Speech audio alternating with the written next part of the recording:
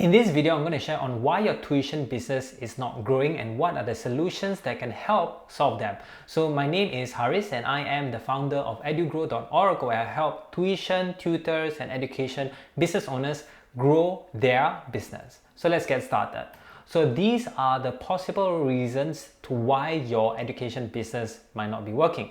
Number one, you don't have time to grow. Number two is you don't have enough leads. Number three is that not enough students join after your trial lessons.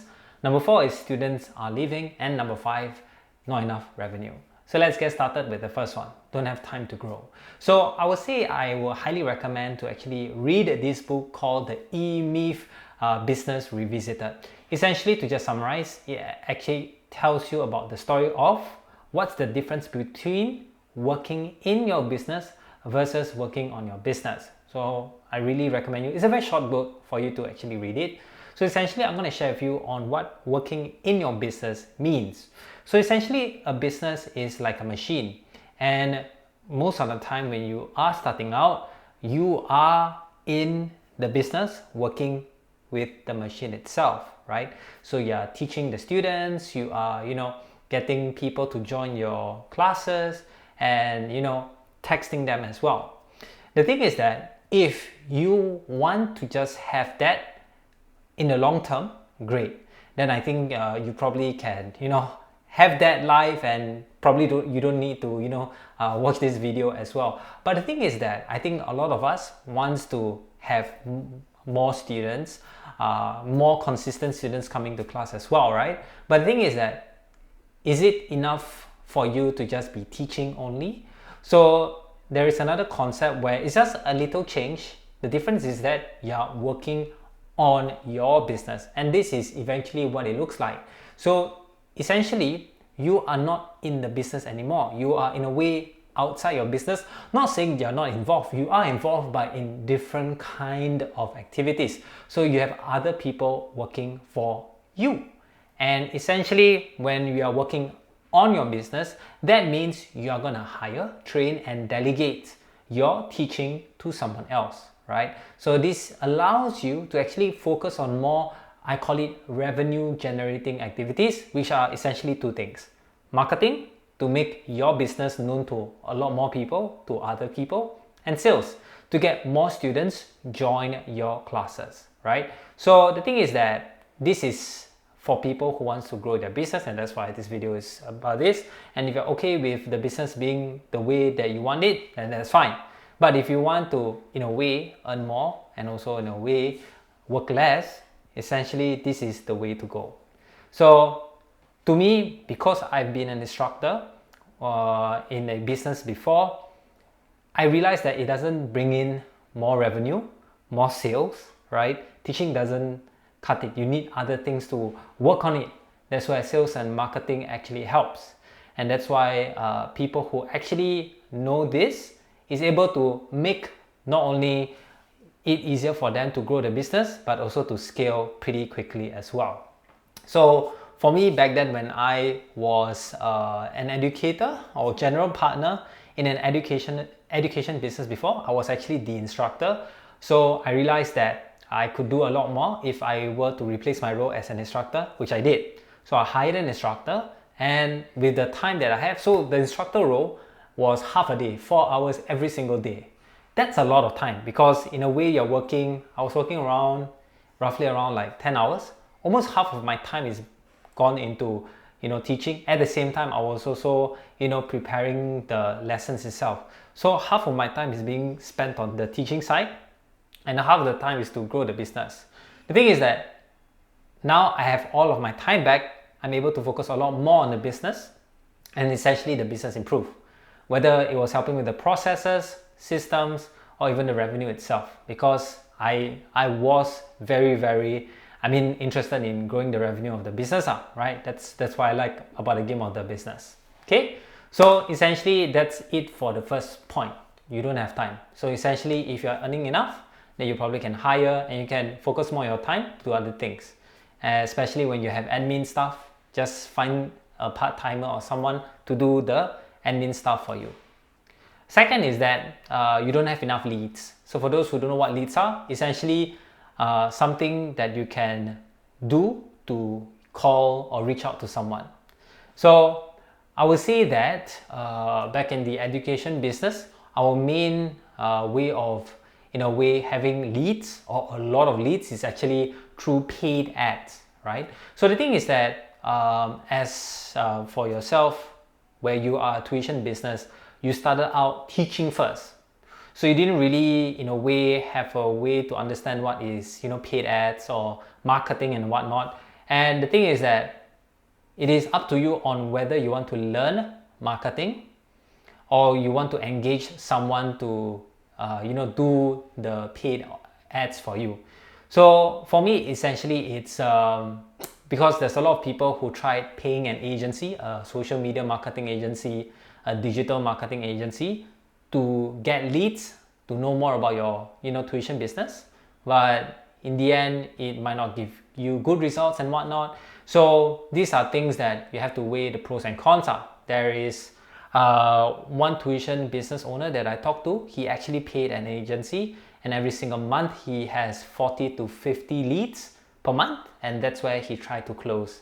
And it's I believe he's still doing it, and it's giving him the leads and revenue as well for his tuition center. So second thing that I see a lot of people do is that they do organic content. So a lot of tuition center owners do organic content.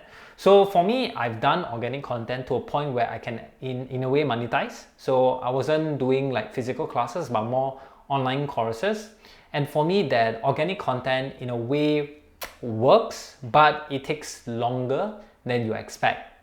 So for me, when I were to monetize my organic content, number one, it's a volume game. You have to put in a lot of work, a lot of content, and most of the time you are not good at creating good content for people to, in a way, trust your brand, your tuition center brand as well. So the more you do, the more people will be, in a way, trusting your brand, and then after that, in a way, they might actually join you lah, right? So organic content itself, it's a very good way to actually advertise, but at the same time it takes a long time as well.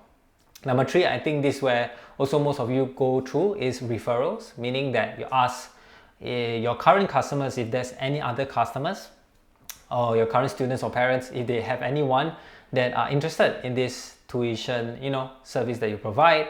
And I think this is very good if the people who went through your classes, students or parents, and they see a very good benefit, that's why they actually tell other people. So this is very heavy on the experience that the tuition classes that you give, right? If it's good, then referrals will get higher lah. And lastly, influencer marketing. I think I've added in because another friend of mine who's also a tuition center owner, he also engaged with a influencer to do influencer marketing, and it wasn't very expensive. I think it was like for an appearance in this very niche what do you call this influencer, because the target audience is parents. So I think he paid $200 to $400 for just an appearance with the kids itself, and he got a lot of I would say leads or people who are interested in joining his, I think, holiday classes. So yeah, it does work if you choose the influencer that is very targeted to who you want to target, which are parents most of the time. So a lot of times you have to find those, we call it micro influencers, that is super targeted to the niche that you want, whether it's parents or whether it's students.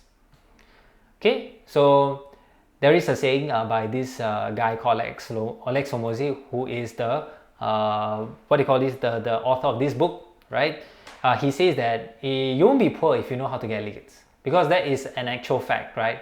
Leads are essentially people who are gonna be it's gonna be your customers sooner or later lah, right? So one day they were like, hey, I want to have my kids to learn tuition. Oh, I've heard of Haris tuition, and that's where they pay your service, because leads and marketing, top of mind kind of thing, right? So that is something that in a way a lot of people focus on, which is leads, right?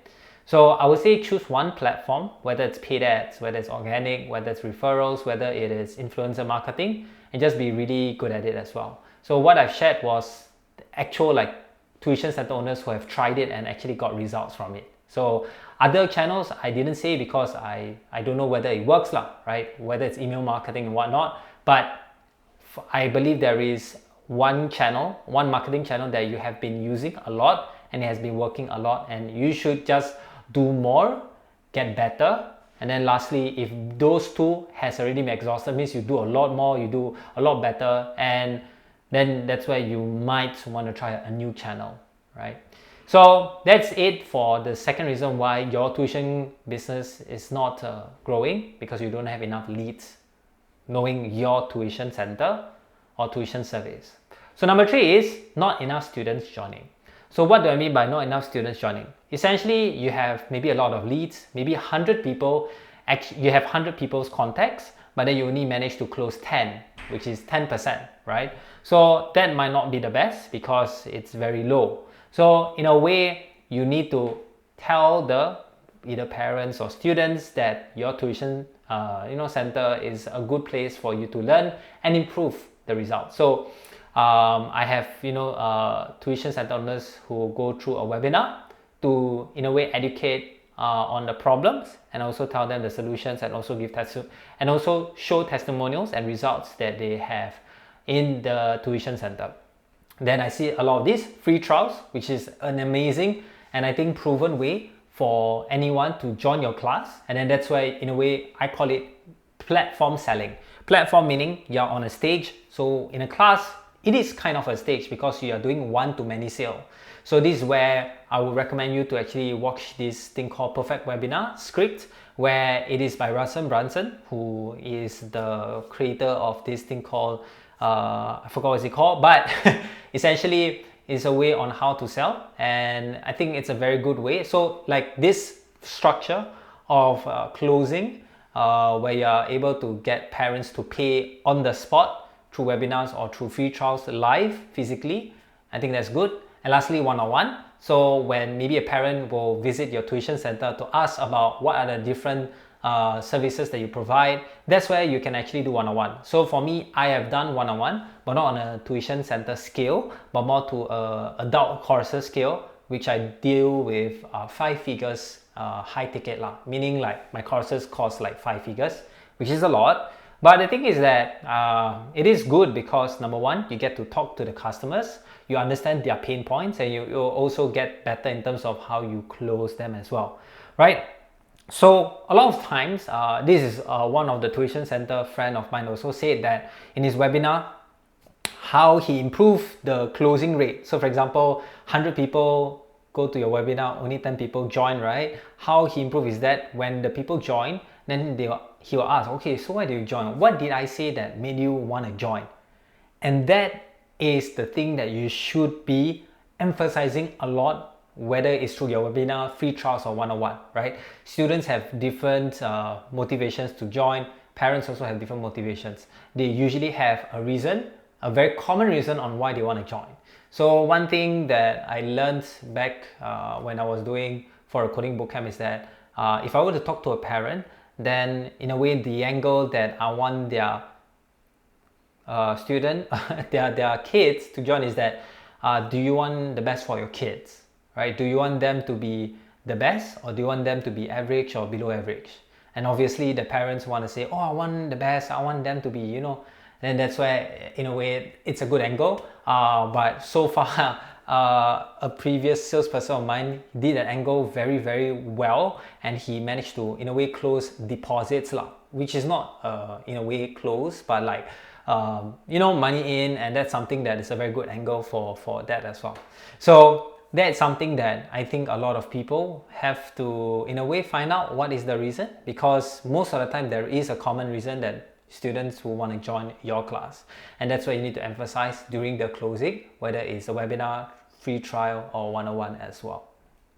Alright, so by improving, and also at the same time in terms of sales, or also if you do one-on-one or cold call, there should be a script, right?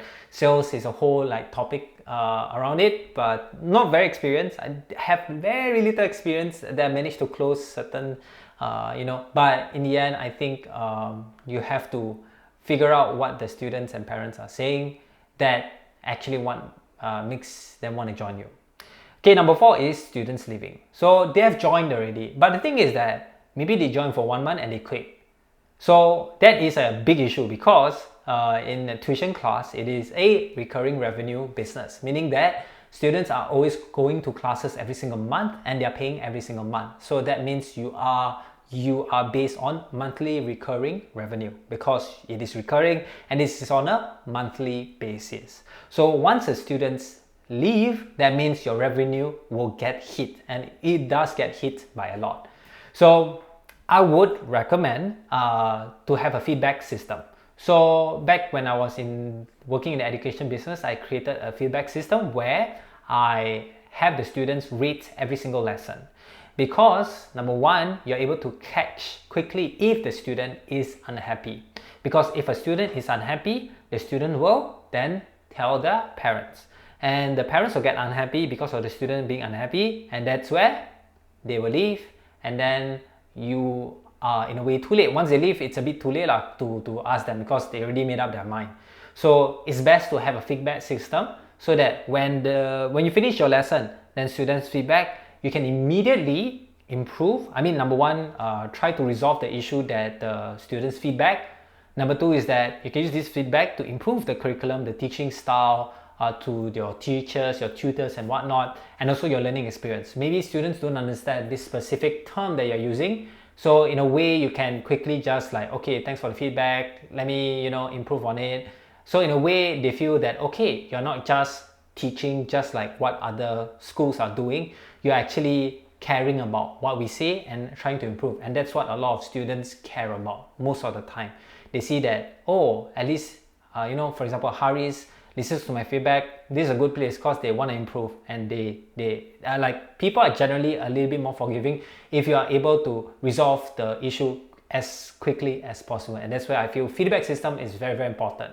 And then for us, back when I was working in the education business, that's where we can also use the feedback system to also help improve the teachers as well, because teachers bring a lot what they think is right, but in your tuition center you have a way of teaching, and that's where you need to, in a way, use this feedback to guide this teacher to the right way of teaching as well, right? So I think feedback system is very, very important.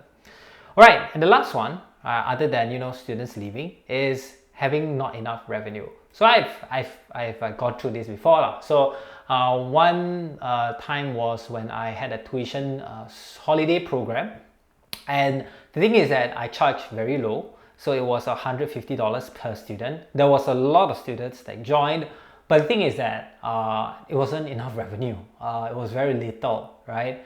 Then once I increased or improved the offering and price, so from $150 to $600, I hit the same revenue, but my profit dramatically increases because the more students that I have, that means the cost increases as well. Imagine 100 students join my $150, then that means I earn around $15,000 in terms of revenue, but my cost to serve each student is probably maybe around $50. So that means 1/3 of my cost goes to the serving of the student. But when I then charge $600, for example, which is 4 times my price, then that's where like your profit increases because I serve the same $50, right, per student. And that's where I get $350 back. Essentially, I 3.5 times, right? That's some math calculation right there. So in this case, if your current price for the lesson is $350, not to the extreme that I've done, right? $350 per month. How much do you earn more when you increase to $400 per month? Let's say, right? So in this case, before $350, you earn 3.5K, maybe for example, per month, right? So after that, you increase to 400, it becomes $4,000. Essentially, you earn $500 more in that 1 month without doing anything. In 1 year, 12 months, that's around $6,000. That is like free and revenue. You didn't have to change anything. So what if you have 100 students? Same thing. Before you charge 350 times 400 is 35,000. After it's 400 times 100 is 40,000. That means you earn 5,000 more without doing anything new or more. So essentially, you increase your revenue without doing new things or changing anything at all. Not even your operations or your tuition, your teaching as well. So the thing is that essentially you are increasing revenue if you were to just increase by $50 in that sense, right? $50, 14% revenue. So imagine you earn 100k, you earn 114k free, right? And then if you go 7 figures, it's 140,000k if you earn $1 million in terms of revenue. So these are things that you wouldn't expect until you actually do it, which I did it for both my own, I think my first education business and my second education business that I was working for. When I implemented this, nothing really changed except revenue. When I say change, it changed, well as well. Alright, so that's about it. So to just summarize, if the reasons on why your tuition business is not growing is you don't have time to grow, that means you didn't delegate. So you have to learn how to hire, train, and also, in a way, feedback to the person to continually improve. Number 2 is not enough leads. That means you need to advertise.